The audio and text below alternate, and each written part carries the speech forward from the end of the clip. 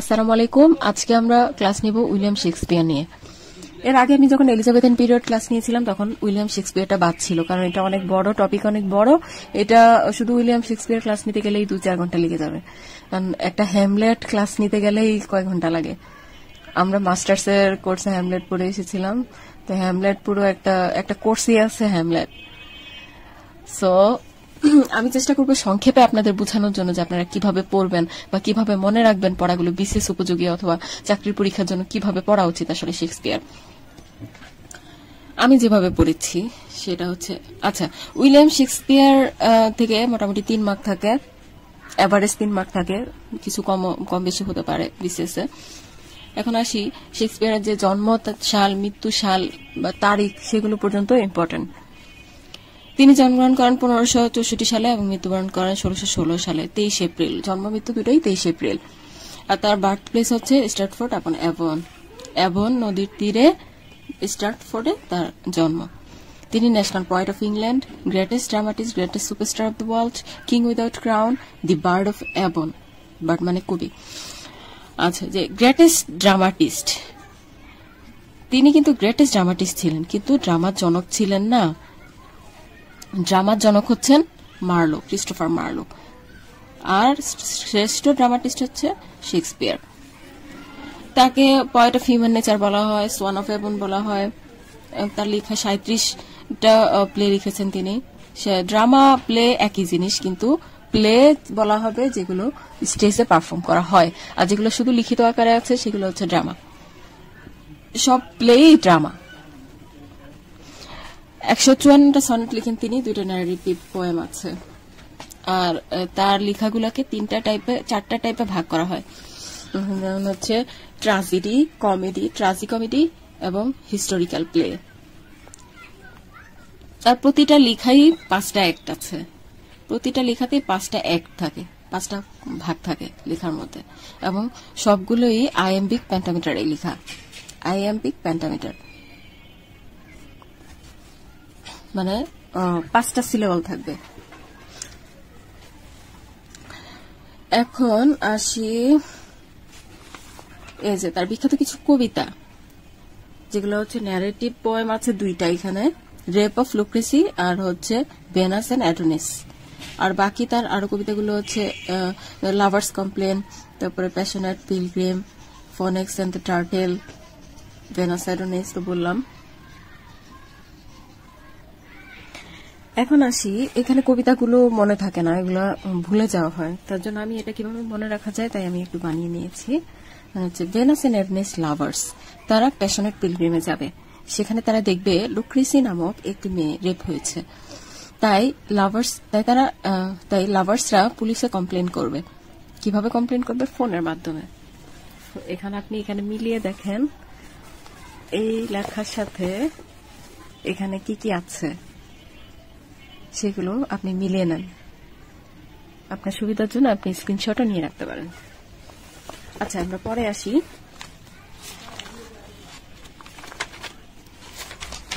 এখন আসি তার ট্রাজিকমেডি কোনগুলো।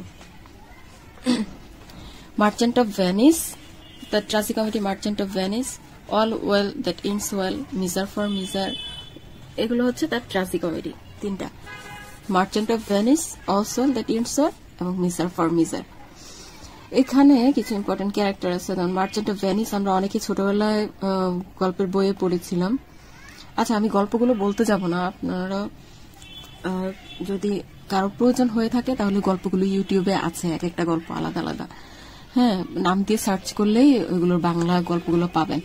হ্যামলেট, তারপরে হচ্ছে অথেলো, কিং লিয়ার, তারপরে ম্যাকবেথ, প্রতিটা গল্প আপনি ইউটিউবে পেয়ে যাবেন শোনার জন্য। আমি এখন গল্প করতে গেলে অনেক বড় হয়ে যাবে আমার ভিডিওটা, এটা সম্ভব হবে না।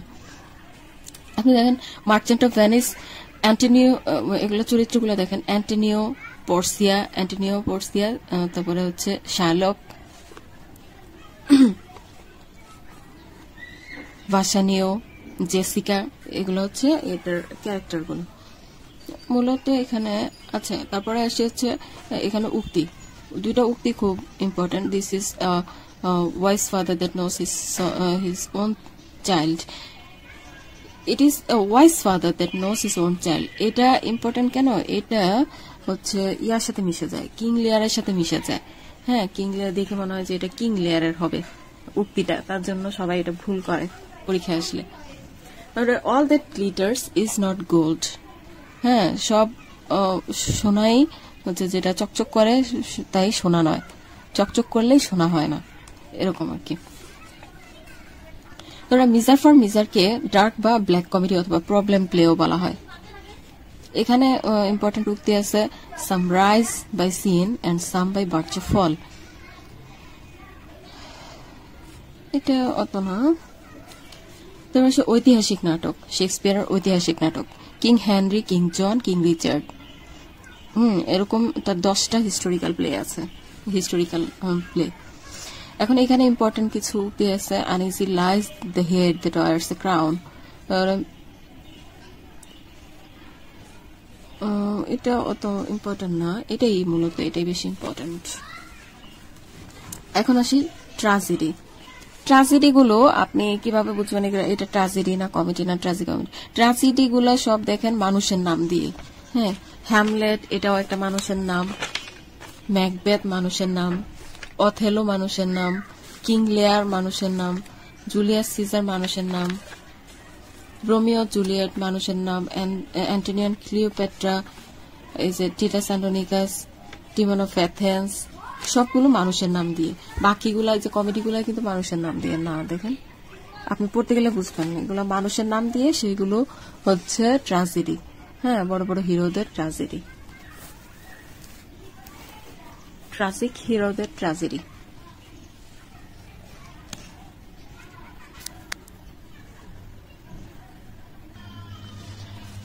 এখন আমি এসে হ্যামলেটে কি আছে।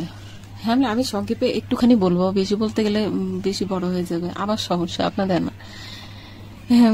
হ্যামলেট হচ্ছে কিং হ্যামলেট, ডেনমার্কের রাজা, তার ছেলে প্রিন্স হ্যামলেট, তার আর কিং হ্যামলেটের ওয়াইফ ছিল হচ্ছে গার্ট্রুড, আর কিং হ্যামলেটের ভাই হচ্ছে ক্লডিয়াস।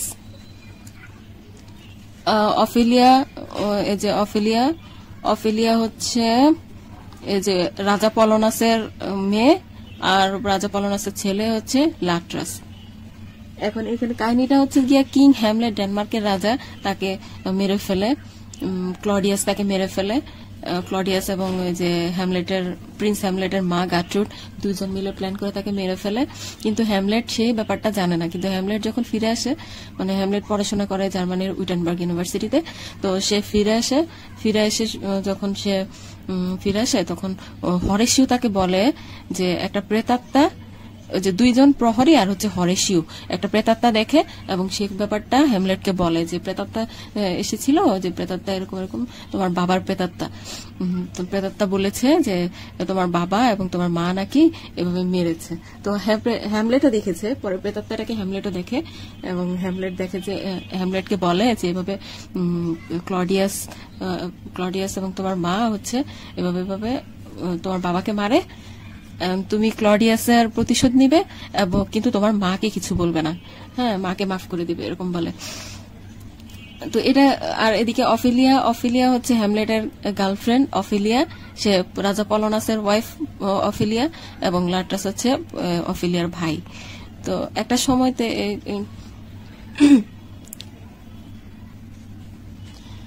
আচ্ছা, একটা অ্যাক্সিডেন্টলি হচ্ছে হ্যামলেট ইকে মেরে ফেলে, অফিলিয়ার বাবা পলোনাসকে মেরে ফেলে, এবং সেজন্য সেটা অফিলিয়া সেটা জানে না।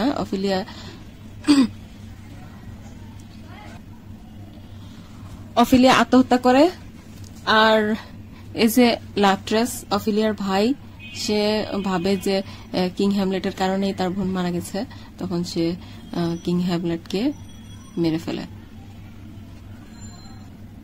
আরো অনেক কাহিনী আছে, পুরাটা ইউটিউবে শুনলে মজা পাবেন। এদিকে গাট্টিউটও মারা যায়, গাট্টিউটও বিষ পান করে মারা যায়। এদিকে ক্লডিয়াসও মারা যায়, ক্লডিয়াসকে হ্যামলেট মেরে ফেলে। বলতে ইচ্ছে করে পুরো কাহিনী, কিন্তু সময় নাই। To be or not to be, এই কোটেশন, হ্যামলেটের কোটেশন, বিখ্যাত কতগুলো কোটেশন, এগুলো পরীক্ষা অনেক বেশি আসে। To be or not to be, that is the question. Frailty, thy name is women. তারপরে এটা হচ্ছে to be or not to be that is the question. এটা হ্যামলেট নিজে সলিলকিতে বলেছে, নিজে নিজে মনে মনে বলেছে। ফ্রেলটি দাই নেম ইজ উইমেন, এটাও হ্যামলেটের কথা, তার মাকে বলেছে এটা। What a piece of work is a man, এটা brevity is the soul of wit, there is nothing either good or bad but thinking make it so, এগুলো মূলত ইম্পর্টেন্ট। এটাও ইম্পর্টেন্ট আছে। There are more important thing in heaven and earth Horatio than are dreamed of in our philosophy, এটা Hamlet বলেছে। তারপর আসি, neither a borrower not a lender be for loan out loses both itself and friend. There is divinity that shapes our end. When sorrows come, they come not single spice but in battalion. এগুলো হচ্ছে হ্যামলেটের। এবার আসি Macbeth. Macbeth হচ্ছে স্কটল্যান্ডের, Hamlet কোথায় ছিল? ডেনমার্কের। দেখেন হ্যামলেট ছিল ডেনমার্কের রাজা, আর ম্যাকবেথের কাহিনী হচ্ছে স্কটল্যান্ডের। এই যে স্কটল্যান্ডের কাহিনী। ম্যাকবেথের কাহিনীটা মূলত ম্যাকবেথের ওয়াইফ লেডি ম্যাকবেথকে ঘিরে কাহিনী। হ্যাঁ, লেডি ম্যাকবেথ খুব লোভী ছিল। ওই যে কিং ডাঙ্কানকে তার বাড়িতে দাওয়াত করে এবং ম্যাকবেথকে প্ররোচিত করে, দুজন মিলে হচ্ছে কিং ডাঙ্কানকে মেরে ফেলার একটা কারণ আছে, সেটা হচ্ছে ওই যে ম্যাকবেথ একবার হচ্ছে যুদ্ধ থেকে ফেরার সময়তে 3 উইচেস, 3 ডাইনির সাথে দেখা হয়। ডাইনিরা করে ভবিষ্যৎবাণী করে যে ম্যাকবেথ ভবিষ্যতে রাজা হবে, স্কটল্যান্ডের রাজা হবে, তার জন্যই তারা সেটা সফল করার চেষ্টা করে। তো এরকম লাস্টে যে শেষে যে কি হয়, আর বাঙ্কু হচ্ছে ম্যাকবেথের সহযোদ্ধা, ম্যাকডাফ ম্যাকবেথের বন্ধু, মানে একজন নোবেলম্যান, আর আরেকজন আছে ম্যালকম, এই যে রাজা যাকে মেরে ফেলে তার ছেলে হচ্ছে ম্যালকম। আর এই যে ম্যাকডাফ, ম্যাকডাফও একজন লোভী মানুষ ছিলেন। শেষে যে কি হয়, ওই লেডি ম্যাকবেথ, তো সে খুব ম্যাকবেথ যখন তাকে খুব দোষারোপ করে, তখন লেডি ম্যাকবেথ খুব অনুশোচনা করে তাকে মারার জন্য। সে তার হাতে, তার কাছে মনে হয় যে তার হাতে খুব রক্ত লেগে আছে, যে কিং ডাঙ্কানকে যে মেরেছে তার জন্য তার হাতে রক্ত লেগে আছে, তার এরকমটা মনে হয়। সে পাগলের মতো হয়েছে, ঘুমাতে পারে না এরকম। আবার ম্যাকবেথও খুব অনুশোচনায় পড়ে, কিন্তু ম্যাকবেথ পরে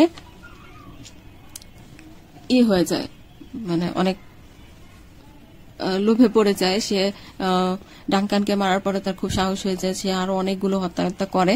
তবে শেষে যে এই যে ম্যাকডাফ ম্যাকবেথকে মেরে ফেলে। যাই হোক, কাহিনী অনেক বড়, বিশাল বড়, কিন্তু সুন্দর। মানে দুঃখ পাবেন, দুঃখ পাওয়ার মধ্যে একটা আনন্দ আছে।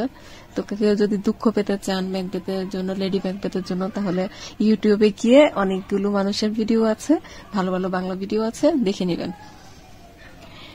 আসি এখন উক্তি, fair is foul, foul is fair, এতটুকু মনে রাখলেই হবে। Fair is foul, foul is fair, এটা ডাইনিরা বলেছিল, 3 উইচেস।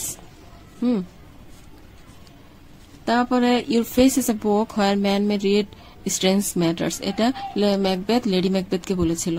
হ্যাঁ, তারপর look like an innocent flower but B the serpent under ইট, তোমাকে দেখতে খুব ফুলের মতো লাগে কিন্তু ভিতরে তুমি একটা সাপের মতো। হ্যাঁ, ম্যাকবেথ লেডি ম্যাকবেথকে বলে। পরে there is still the smell of blood, all the perfumes of Arabia will not sweeten this little hand, এটা হচ্ছে লেডি ম্যাকবেথ নিজে নিজে আর কি দুঃখ করে বলতে নিজে নিজে বলে, ওই তার যে হাতে রক্ত লেগে আছে, সেই রক্তের গন্ধ আরাবিয়ান সব পারফিউম দিলেও সেটা করতে পারবে না, মুছতে পারবে না। Life is but a walking shadow. হ্যাঁ, এবার life is a tale told by an idiot full of sound and fury, এগুলো এটাও হচ্ছে ম্যাকবেথ বলছে, এটা সলিলকিতে আর কি।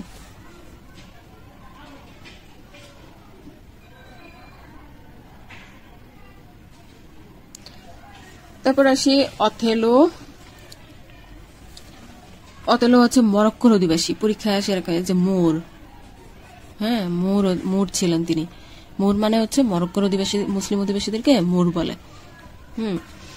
তারপরে আসি এটা মূলত এই যে অথেলোর মূল ইয়াটা ছিল, মূল থিমটা ছিল হচ্ছে সন্দেহ। হ্যাঁ, অথেলো খুব সন্দেহপ্রবণ একজন লোক ছিলেন। তো তার বউ হচ্ছে ডেসডিমোনা, অথেলোর ওয়াইফ ডেসডিমোনাকে সে কথায় কথায় খুব সন্দেহ করত। বিয়ের দিন তাকে একটা হ্যান্ডকারচিফ মানে একটা রুমাল লাভ, টোকেন অফ লাভ হিসেবে দিয়েছিল। সেটা নিয়ে মূলত কাহিনীটা, রুমালটা নিয়ে সে তারপরে আসি আছে কিং লেয়ার। এই যে ক্যারেক্টার গুলো দেখলাম, অথেলো, ডেসডিমোনা, ব্রাভানচিও, ইয়াগো, ক্যাসিও। একটা কি জানা ছিল ইয়াগোর ওয়াইফ, সরি ভুলে গেছি। King layer, tragedy of N arrogant king. King লেয়ারের কাহিনীটা সম্ভবত আপনারা পড়েছিলেন, যে কিং লেয়ার তার 3 কন্যা ছিল, গনেরিল, রিগান এবং কর্ডেলিয়া। আচ্ছা, অনেক 20 মিনিটস হয়ে গেছে। আচ্ছা, কিং লেয়ারের কিছু গুরুত্বপূর্ণ উক্তি। Nothing will come of nothing, my love is richer than my tongue, এটা তার ছোট মেয়ে বলেছিল Cordelia. How sharper than a serpent's tooth it is to have a thankless child, এটা কিং লেয়ার বলেছিল। I am a man more sinner against than sinning. Julius সিজারের বিশ্বাসঘাতক বন্ধু ছিল ব্রুটাস। শেষে ব্রুটাসই তাকে মেরে ফেলে। জুলিয়াস সিজারের খুব গর্ব করে বলা এটা উক্তি হচ্ছে ভেনি ভিডি ভিসি, আসলাম, দেখলাম, জয় করলাম। I came, I saw, I conquered. But cowards die many times before their death, but the valiant never taste of death but once. Brutus, you too, মানে যখন ব্রুটাস হচ্ছে ইকে মেরে জুলিয়াস সিজারকে মেরে ফেলে, তখন সে বলতেছিল যে ব্রুটাস, ইউ টু।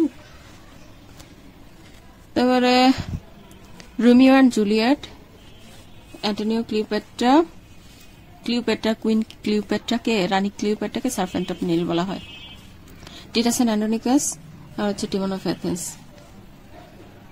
এখানে একটা উক্তি আছে, life is an uncertain voice. তারপরে আসি কমেডি। আচ্ছা, কমেডি, শেক্সপিয়ারের কতগুলো কমেডি আছে। কমেডিগুলো খুব ইম্পর্টেন্ট, কারণ এগুলো শেক্সপিয়ারের সব লেখাই বিভিন্ন জায়গায় পাঠ্য হিসেবে আছে। ঢাকা বিশ্ববিদ্যালয় বলেন, ন্যাশনাল বলেন বা অ্যাফিলিয়েটেড কলেজ বলেন। অ্যাজ ইউ লাইক ইট আছে, comedy of errors, 12th night, তারপরে কিং লেয়ার, অথেলো, ম্যাকবেথ, সবগুলাই মানে বিভিন্ন কলেজের বিভিন্ন পাঠ্য। সো আপনার কোনোটা বাদ দেওয়ার জায়গা নাই। হ্যাঁ, কষ্ট করে পড়তে হবে, কারণ এটা 3 মার্ক, 3-4 পৃষ্ঠা পড়লে আপনার 3 মার্ক কমন থাকে। অ্যাজ ইউ লাইক ইট, এখানে ক্যারেক্টার হচ্ছে অরল্যান্ডো, রোজালিন, সেলিয়া, ডিউক সিনিয়র। এগুলো একবার মাথায় নিয়ে রাখেন, কিন্তু মুখস্থ করার দরকার নেই। এটার থিমটা আসে পরীক্ষায়, লাভ এট ফার্স্ট সাইট। আর উক্তিগুলো important. All the world stage and all the man and women are merely players, মানে পৃথিবীটা একটা রঙ্গমঞ্চ, এখানে সব মানুষ হচ্ছে অভিনেতা অভিনেত্রী। আমি অল দ্য স্টেজ মনে রাখলে আমার বাকি মনে পড়ে। Sweet are the uses of adversity under the green ও ট্রি, হ্যাঁ এটুক মনে রাখলেই হয়। Blow blow the winter blow লাগে না এটা, তারপরে বলে রাখলাম। Comedy of errors, 12th night. আচ্ছা, কমেডিগুলা মনে রাখার কৌশল আমি আপনাদের বলে দিচ্ছি আগে। এই যে the taming of the shrew, midsummer night's dream, the tempest, আর বাকি এখানে অনেকগুলো আছে। দেখেন সবগুলা মিলাইয়ে আমি হচ্ছে একটা মনে রাখার কৌশল বানিয়ে নিয়েছি। অ্যাজ ইউ লাইক কমেডি, উইন্টারের 12th নাইটে 2 জেন্টলম্যান ট্রোয়ালাস এন্ড ক্রিসাইডায় লাভ লস্টের গল্প শুনে তোমার হট টেম্পার হয়ে যাবে। এত ইরো সহ্য করতে না পেরে তুমি অকারণে হইচই শুরু করবে। এই যে অকারণে হইচই ইংলিশ হচ্ছে মাচ অ্যাডো বাট নাথিং। দেখেন স্ক্রিনশট নেওয়া যাবে। আপনার ভালো না লাগলে আপনি অন্য একটা বানিয়েও নিতে পারেন, আমি আমার মতো বানিয়ে নিয়েছি। এগুলো তো আসলে মনে রাখার কৌশল, কোনো যুক্তি থাকে না। As you like comedy, winter 12th নাইটে 2 জেন্টলম্যান ট্রোয়ালাস এন্ড ক্রিসাইডার লাভ লস্টের গল্প শুনে তোমার হট টেম্পার হয়ে যাবে। এত ইরো সহ্য করতে না পেরে তুমি অকারণে হইচই মাচ অ্যাডো বাট নাথিং শুরু করবে। এখন আপনি এটার ভিতরে কি কি পাচ্ছেন দেখেন, যেগুলো ইম্পর্টেন্ট আমি সবগুলাই এটার ভিতর দেওয়ার চেষ্টা করেছি। Temper, Tempest. ধন্যবাদ সবাইকে এত ধৈর্য সহকারে আমার বোরিং লেকচার শোনার জন্য। পরবর্তী ক্লাস যদি আপনাদের এই ক্লাস ভালো লাগে তাহলে পরবর্তীতে আরো ক্লাস দিব।